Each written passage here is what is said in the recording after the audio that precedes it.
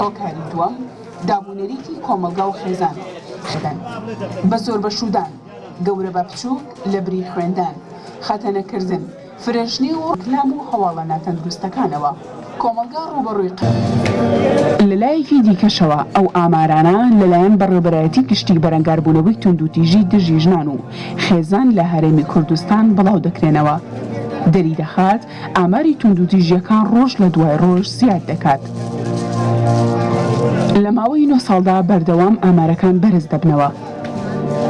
لە ساڵی 2012دا 4692 توندوتیژی بەرامبەر بە ژنان تۆمار کراوە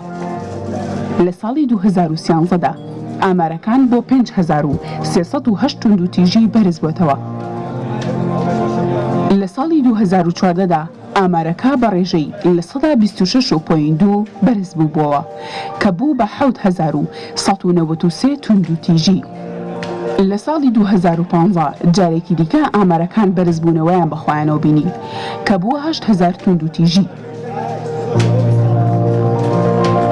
لە ساڵی 2016دا